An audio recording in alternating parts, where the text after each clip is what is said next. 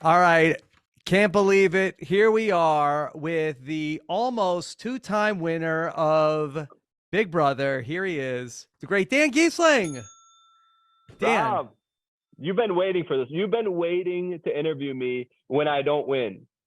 I know you have. I know you have, Rob. Dan, I was so happy to get the chance to talk to you here with this. So, looking forward to this, Dan. Dan, you have famously said there's always a way out. Was there a way out for you in this situation that you found yourself in?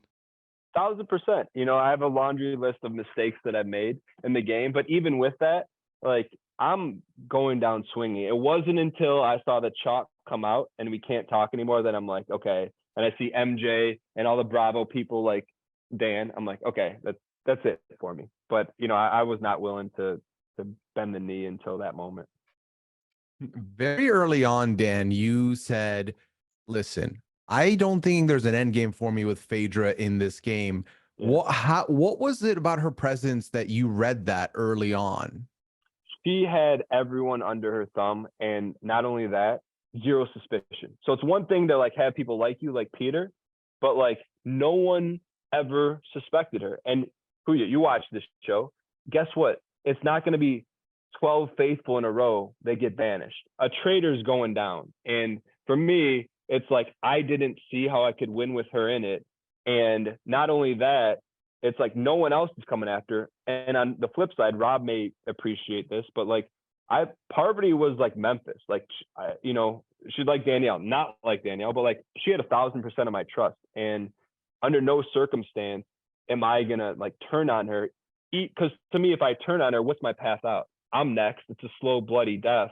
If I get Phaedra out, all of a sudden, oh, Dan's a great faithful. Like, let's listen to him the next time. Maybe I can pivot, get some heat off Parvati. But my path was take my shot, that prove I'm a faithful, and then go to the end game. And to do that, a traitor has to go. It just that you watch the show, Dan, had it worked out with Bergie and he did not have the shield, that do you feel like that you were in a pretty decent spot? Yeah, I mean, it's definitely heat on me for sure. I think taking the shot at Phaedra a week earlier, where I had some resemblance of some votes with me, like Janelle, and by proxy, Janelle could probably get a few. I think we get a few votes against Phaedra. Ultimately, I think the percentage is higher. I don't know if the outcome's any different because everyone loves Phaedra. But I think taking the shot a day earlier may have definitely yielded more votes. I don't know if it's a different result though. I happened to check out your press conference last night on Twitch, Dan, and on that, you mentioned that when Parv brings up, hey, I think Pete's lying, it didn't even register for you. Can you speak to what headspace you were in from after when Janelle gets banished to when you get to the turret? I bring up my phone because like I texted Parvati when that happened, and I said, I don't remember you ever saying I don't think this is a good idea. I literally didn't. Like, and she goes, yeah, dumb. Like, what were you thinking? Because you have one of the greatest survivor strategist players of all time, which is why you bring her in and then you don't listen to her. But I literally didn't. I was Janelle. If you've ever had the wind knocked out of you, that's what Janelle did to me. And you don't see all of it at the round table. But everything I never wanted to come out. This guy's dangerous. He's faked his death. Da da da. You cannot trust him. No one knew. Like Sandra knew, but no one knew. After Janelle went out, everyone knew. And I expected her to come after me, but in these games I've never been stunned. Janelle stunned me, and then, or if I have been stunned in Big Brother, you got all day to recover. So I go from that to like scrambling to Traitors turret, and I'm like buzzing. Like I literally like I watched that scene with Parvati and didn't believe it happened, because how could you not listen to the Black Widow who's caught people lying about idols? And it's just like, that's why I wanted to work with her, because she could catch stuff and cover me like I could cover her. It was very interesting to get to watch you and Parvati work together. Something that out of like a fan fiction that you would have never imagined was possible, like a couple of years ago.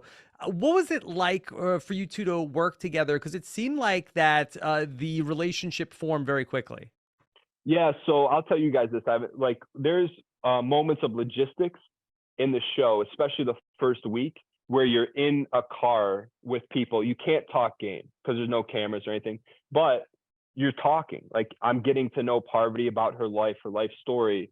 And so like those moments in Big Brother when I'm connecting with people, those people in that car was me, Parvati, Ekin-Su, and Tamara. That's who I like felt really good about. So I was in with Parvati. Tamara, I couldn't really fight to save.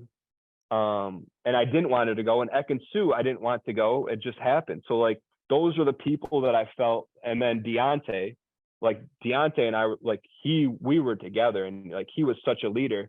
So like I lose those faithful, fine, you can still recover. I just, I didn't have enough time to recover from losing those people and then continue to make mistake after mistake.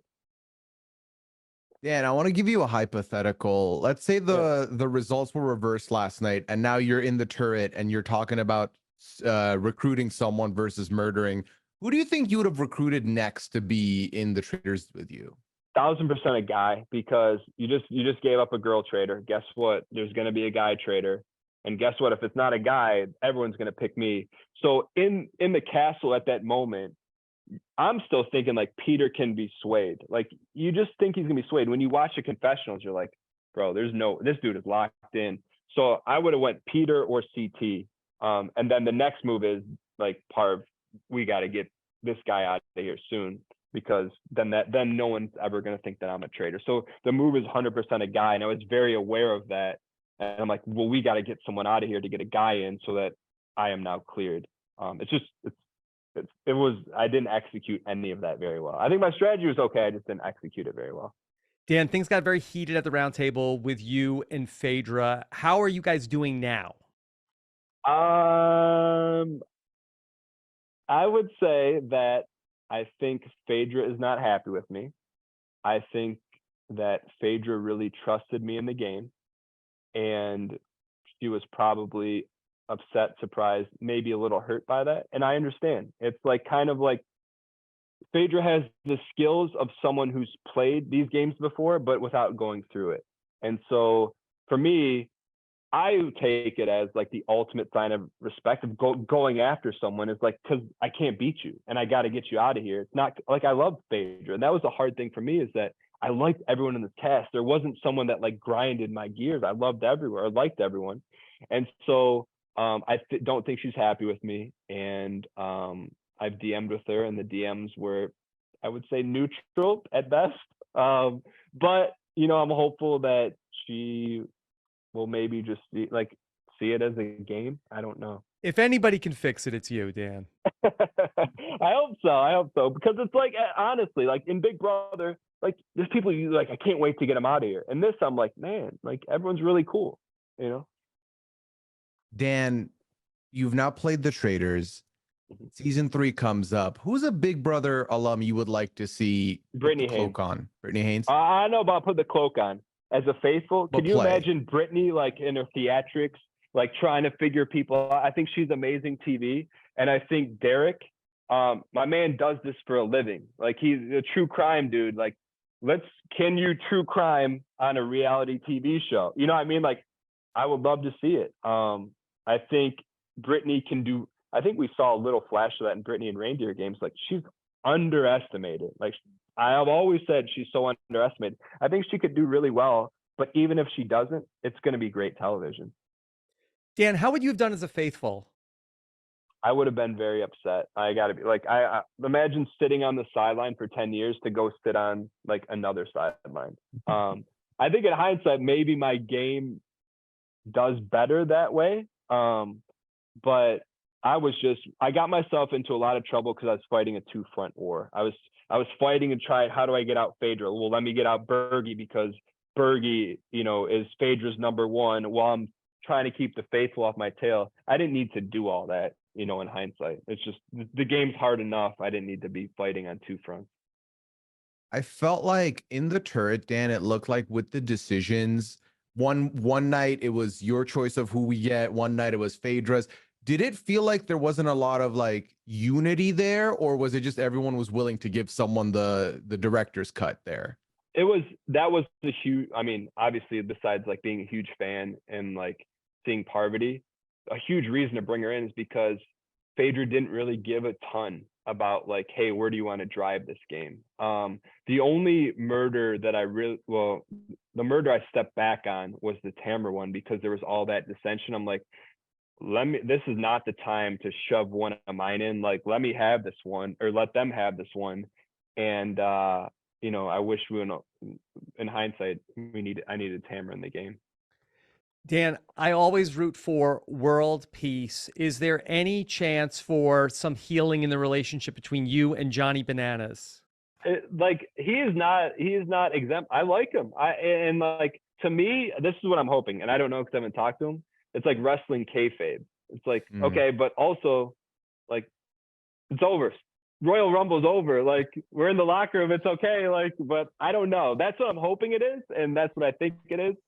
But I don't know. I like, when I say I liked everyone on the cast, like, everyone's super cool. And so it was like, I think maybe I was a little naive, like seeing some stuff that happened after the show, not just with me, like people talking about camera time. I'm like, bro, I'm there to play a game. Like, that's why I'm here. You know, even like Larsa going after Janelle, I'm like, maybe I was a little naive. I just thought that we were professionals. We go play a game and leave, but I don't know.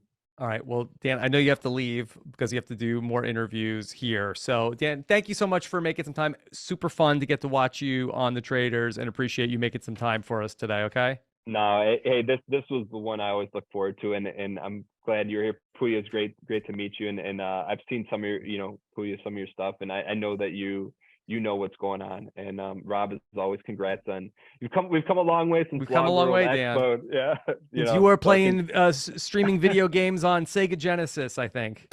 Yeah, that's right. And yesterday I saw the press list and your name wasn't on it. I'm like, bro, like, Rob, like, I was like a little bit hurt. You think I would miss this, Dan? I mean, I saw you had like an article on you from like the Charlotte News that's like, oh, Rob, this big like local celebrity now. I'm like, all right, like, Pooya, once they start a podcast empire, they don't. When I'm too busy to talk to you, Dan, that's hang it up. Okay, it's over. All right, Dan, I know you got to run. Thank you so much. Okay. My pleasure. Thanks for coming on the show.